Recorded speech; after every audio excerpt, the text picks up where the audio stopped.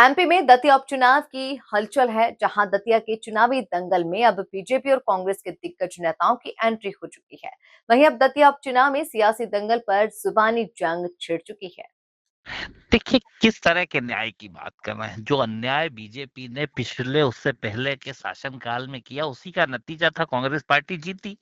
और अभी फिर जब इनकी टिकट की वो हुआ और जिस तरीके का तांडव और आतंक जनता ने देखा कि टिकट इनकी बदली गई, पर इनके कार्यकर्ताओं ने जिस तरीके से आंदोलन करा, जिस तरीके से तांडव करने का काम करा, उस तांडव का नतीजा था कि जनता पूरी तरीके से प्रताड़ित और परेशान थी। और इसी के कारण ये स्थितियां बनी। तो जनता पूरी तरीके से कह चुकी है कि इनको ठीक करने का काम करेंगे और जनता इन्हें ऐतिहासिक मतों से हराने का काम करेगी और कांग्रेस पार्टी को जिताने का काम करेगी।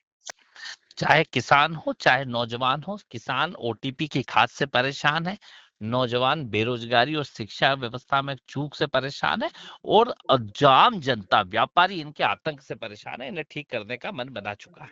वो तो उनके मंच पे ही दिखता है कि किसके अंदर अंदरूनी कलह हावी है। मतलब अगर ये अंधे हो चुके हैं तो अलग बात है, तो कि सबको मालूम है कि अंदरूनी कलह किसमें है।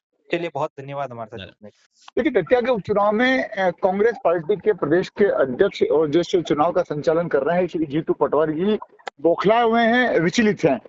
और इसलिए विचलित और बौखला रहे हैं कि आज उनका एक वीडियो वायरल हुआ है। वो वायरल न केवल आपत्तिजनक है, बल्कि निर्वाचन की जो मर्यादा है, निर्वाचन आयोग को भारतीय जनता पार्टी की तरफ से शिकायत भी की गई, जिन्होंने बड़ी गैर जिम्मेदाराना वक्तव्य दिया कि 50 करोड़ रुपए की राशि मुख्यमंत्री डॉक्टर मोहन यादव जी ने क्षेत्र में भेज दी है और प्रत्येक मतदाता को पुलिस डिपार्टमेंट एम्बुलेंस में पैसे लेकर के आएगी और एक एक मतदाता को 5-5 हजार रुपए की राशि बांटेगी।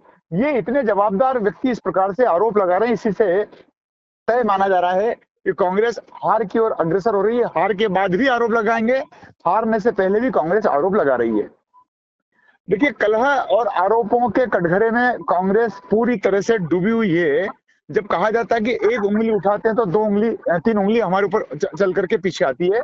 भारतीय जनता पार्टी का पूरा संगठन, पूरे जनप्रतिनिधि, सारे लोग लगे हुए हैं।